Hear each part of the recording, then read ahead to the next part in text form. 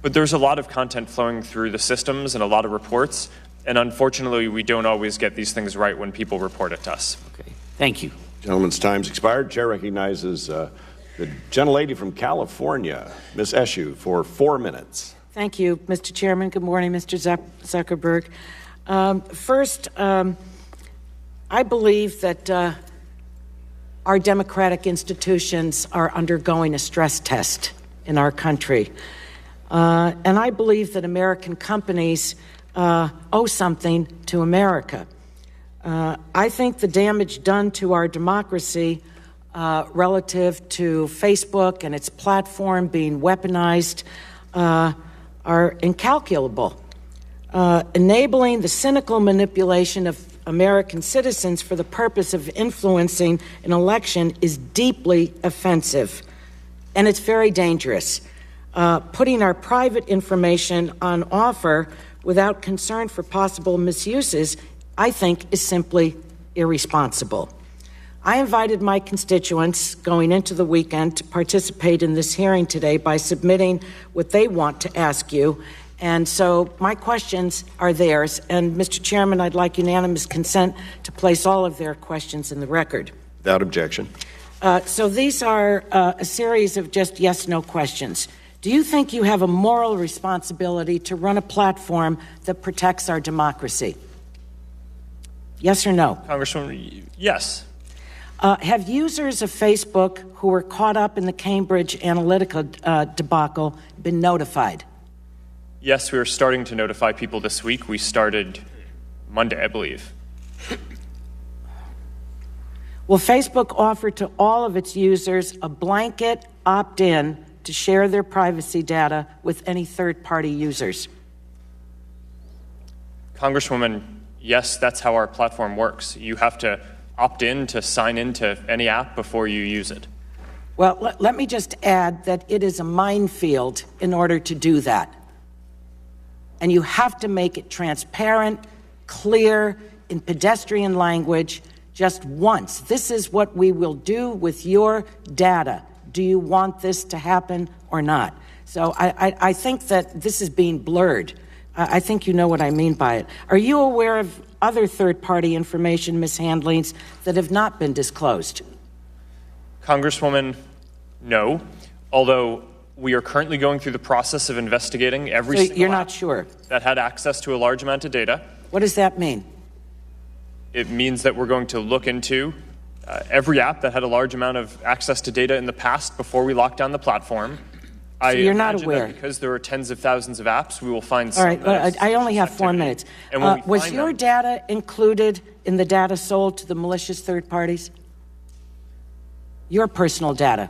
Yes. It was. Are you willing to change your business model in the interest of protecting individual privacy?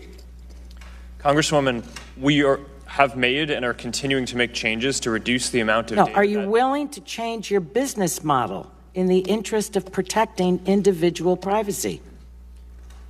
Congresswoman, I'm not sure what that means. Well, I'll follow up with you on it. When did Facebook learn that Cambridge Analytica's research project was actually for targeted psychographic political campaign work? Congresswoman, it might be useful to clarify what actually happened here. I don't have time for a long answer, though. When did Facebook learn that? And when you learned it, did you contact their CEO immediately? And if not, why not? Congresswoman, yes. When we learned in 2015 that a Cambridge University researcher associated with the academic institution that built an app that people chose to share. We know what happened with them, but I'm asking you. Yes, I'm answering your question. Right. When we learned about that, we immediately... So in 2015 you learned about it? Yes. And you spoke to their CEO immediately? We shut down the app. Did you speak to their CEO immediately? We got in touch with them, and we asked them we demanded that they delete any of the data that they had, and their chief data officer told us that they had. The gentlelady's time has expired. Chair now recognizes the gentleman from Illinois, Mr. Shimkus, for 4 minutes. Thank you, Mr. Chairman. Thank you for being here, Mr. Zuckerberg. Two things. First, I want to thank Facebook. you streamlined our congressional baseball game last year. We got the managers here, and I was told that because of that, we raised an additional $100,000 for DC literacy and feeding kids and stuff. So that's the other thing is I usually put my stuff up on the TV. I don't want to do it very much because my dad, and he'd be mad if he went international like you are. And he's been on Facebook for a long time. He's 88. It's been good for connecting with kids and grandkids. I just got my mother involved on an iPad, and because she can't handle a keyboard. And I did this last week. So that in this world of activity, I still think there is a positive benefit for my parents to be engaged on this platform. So, but there's issues that's being raised today. And so I'm going to go into a couple of those. Facebook may develop access to user and friend data back in, your main update was in 2014. So the question is, what triggered that update? Congressman, this is an important question to clarify. So in 2007, we launched the platform in order to make it so that people could sign into other apps, bring some of their information and some of their friends' information to have social experiences. This created a lot of innovative experiences, new games, companies like Zynga. There were companies that you're familiar with, like Netflix and Spotify, had integrations with this that allowed social experiences in their apps.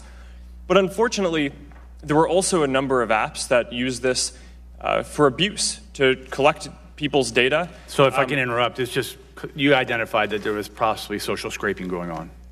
Yeah, there was abuse. And that's why in 2014, we took the step of fundamentally changing how the platform works. So now, when you sign into an app, you can bring your information. And if a friend has also signed into the app, then the app can know that you're friends, so you can have a social experience in that app. But when you sign into an app, it now no longer brings information from other people. Yeah, let me go to your announcement of audits. Who's going to conduct an audit when we're talking about, are there other Cambridge Analytics out there? Yes, Congressman, good question. So we're going to start by doing an investigation internally of every single app that had access to a large amount of information before we lock down the platform. If we detect any suspicious activity at all, we are working with third-party auditors. I imagine there will have to be a number of them because there are a lot of apps, and they will conduct the audit for us. Yeah, I think we would hope that you would bring in a third party to help us clarify and have more confidence. The last question I have is, in yesterday's hearing, you talked a little about Facebook tracking in different scenarios, including logged off users. Can you please clarify us how that works, and how does tracking work across different devices? Yes, Congressman, thank you for giving me the opportunity to clarify that. So one of the questions is what information do we track and why about people who are not signed into Facebook? We track certain information for security reasons and for ads reasons. For security, it's to make sure that people who are not signed into Facebook can't scrape people's public information. You can, even when you're not signed in, you can look up the information that people have chosen to make public on their page because they wanted to share it with everyone, so there's no reason why you should have to be logged in. But nonetheless, we don't want someone to be able to go through and download every single public piece of information. Even if someone chose to make it public, that doesn't mean that it's good to allow someone to aggregate it. So even if someone isn't logged in, we track certain information like how many pages they're accessing as a security measure. The second thing that we do is we provide an ad network that third-party websites and apps can run in order to help them make money. And those ads, similar to what Google does and what the rest of the industry does, it's not limited to people who are just on Facebook. So for the purposes of that, we may also collect information to make it so that those ads are more relevant and work better on those websites. There's a control that for that second class of information around ad targeting, anyone can turn off, has complete control over it. For obvious reasons, we do not allow people to turn off the measurement that we do around security. The gentleman's time has expired. We now turn to the gentleman from New York, Mr. Engel, for 4 minutes. Thank you, Mr. Chairman. Mr. Zuckerberg, you have...